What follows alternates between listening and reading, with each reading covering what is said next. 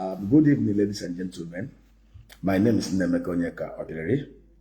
I want to discuss on what I term the power of knowledge, passionate creativity, and honest networking.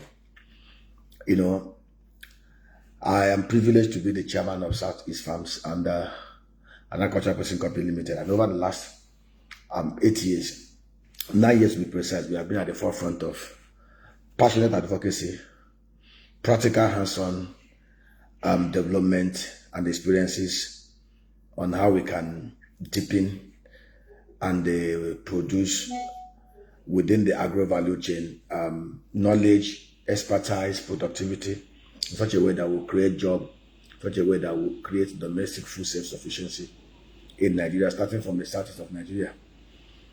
I am a disciple of Dr. Michael Ihonekadokpara, and I so much passionately believe in his vision and dream of ensuring affordable food on the table of the citizens of the old Eastern Nigeria, which today spans across the 5 southeastern states, the Ohanese states that includes Delta, Rivers, and then Cross River, and Akwa Ibom, and some part of the West. And we've been on the forefront of trying to see how we can create massive agro wealth for Nigerians. And one of the things I discovered so much, one person does not create wealth. For you to do well, for you to make maximum impact, you have to network. You have to be very creative. You have to be very knowledgeable. You have to understand what had been done in other climes and improve on it. Nobody can reinvent the wheel. The wheel is spherical. You can only deploy different alloys to make your wheel stronger or to make it more durable. There was something Emeka Ihedioha did when he was, Right Honorable Emeka Ihedioha did when he was governor of Imo State. For the 9 months he was governor, of course, it's not everything that he did that everybody agreed to. Even there are certain things that the government that I didn't agree to. But there was something about Emeka's government. Emeka was very systemic.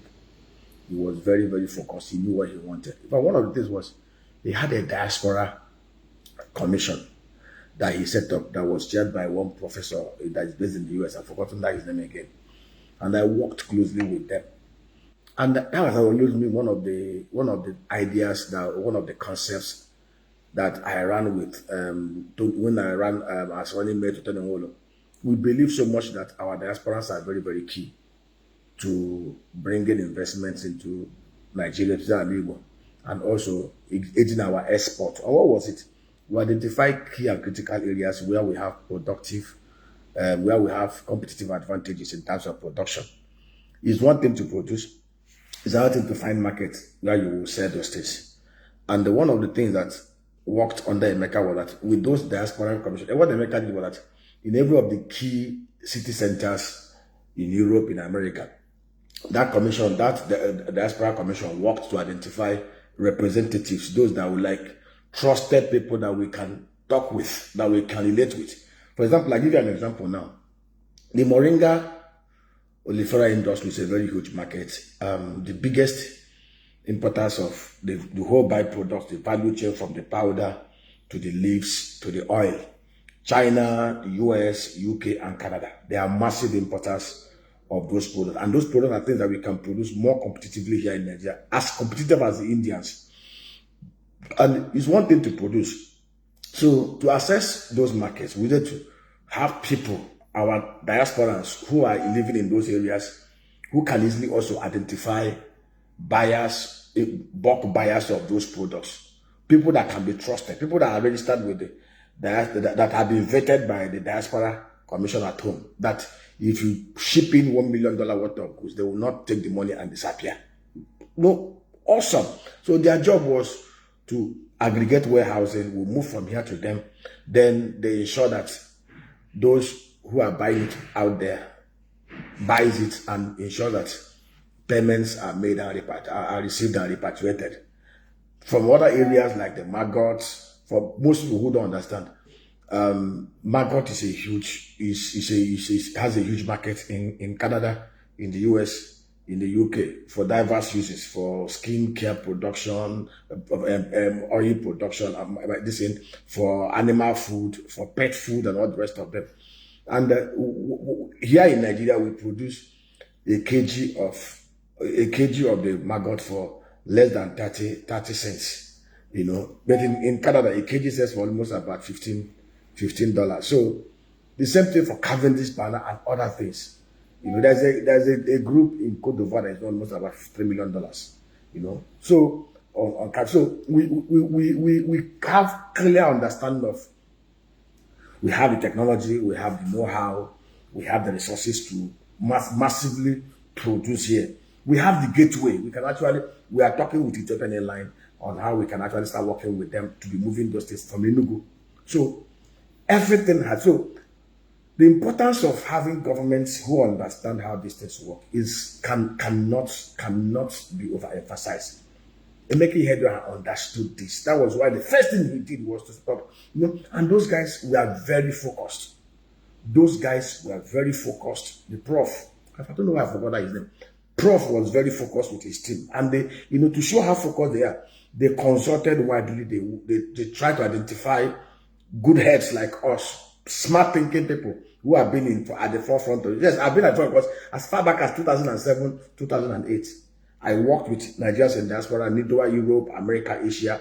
One of the things was in diverse sectors as the head of investment banking in one of the deposit money banks. I was at the forefront of trying to see how we can attract investment in the southeast of Nigeria in key sectors, and you know, how we can create equity funds, debt funds, you know, where these guys can take money, invest in things that can produce. That we can produce here, that will generate dollar and export, you know, working together. And it was a very, before, you know, Emeka did not last 9 months and Emeka was removed. Those who took over from Emeka didn't even care. Of course, you know, there's one thing to vie for position. There's another thing to understand. See, there's something politicians don't understand. You can make so much money as a political officer that doing the right things. You can make filthy criminal money doing nothing except attract causes. So Emeka understood clearly that governance can only be executed where there is structure. And he was able to recruit some good hands. And that particular diaspora commission was a master stroke. If Emeka has stayed 4 years, I of course, everybody knows me, I'm not a PDP person. I don't hold brief for any of the parties, PDP or APC. But when you see somebody do something that is very, very, very exciting, you commend the person. And this is something I expect all the governors to be doing. You know, across the whole value chain, our greatest strength is our diasporas. See, if we put the right structures in place in our league, we can attract as much as $5-10 billion every year from our diasporas. We can also export nothing less than $50-100 billion from the Southeast to Europe, to America, to Asia. It's just very simple. See, we've identified product lines, even the garment and apparel and leather wares. We can be exporting them from Aba and Onitsha with the right structures.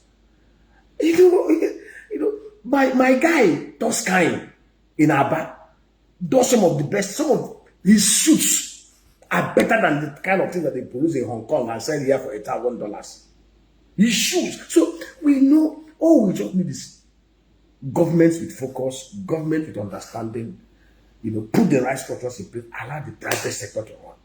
When you share idea with some of these current gladiators, they will want to go and do a caricature of it. That was how we've been an advocate, we shared with a particular state how you can set up agro parks in each of your electoral wards. Each agro park will take almost about $1 million, $1.5 million to do. We understand clearly how to raise that money, how to fix it, but we didn't share that thing with them. Before you knew it, rather than call us that have shared the idea with them to show them how we can, how $260 to $390 million investment can come into the state and how it can catalyze creation of hundreds of thousands of jobs and over $3 billion annually export from the state. They went to announce a caricature of it using local government chairman. We are waiting for them. We are at the junction. In the next 1 year, I'm going to call them and ask them if they've done what they say they want to do. You know, there's no big deal about it. And I know what they want to do is they want to do a caricature version of it, where they will collect money, take a jack, and then go and fence some forest areas, fence 200 hectares, and abandon it there to become home for armed robbers. Just like what Richard did in Imo State, where he took 29 billion to build 26 carcasses in the general hospital that have been abandoned. You more money wasted on lying fallow. These guys should think. See, we know they want to make money. Local government chairman, you want to make money. Governor, you want to create brick and mortar things. See, you will make more money doing the right things. We will show you how you make more money, far, far more than you ever imagined. We share the idea with you. We share the concept. Ask us. We will show you how we can create massive job, massive wealth for everybody, both at home and in diaspora. Networking, creative thinking, creative execution, transparent accountability, and everybody will be happy. Even long after you have left as local government chairman, long after you've left as governor, a lot will come into your account steadily. And there will be so massive job. Insecurity will disappear. Our people will bless you the way they are blessing Michael Obama every day. God will help us. We will get it right. We've set up a private networking group. See, we can't wait for government. We'll set up a private networking group. Both people at home and in diaspora. And we're setting up centers. We will get it right. We will do it whether government likes it or not. So you can join us. You can reach us on WhatsApp 090909000989. WhatsApp 090909000989. Then info@cefapco.com, or you can get us at cefapco@gmail.com. WhatsApp again 090909000989. Get it across to us. Let's all work together and create massive wealth for our people, massive job, and slay insecurity in Adigbo. God bless you all for this.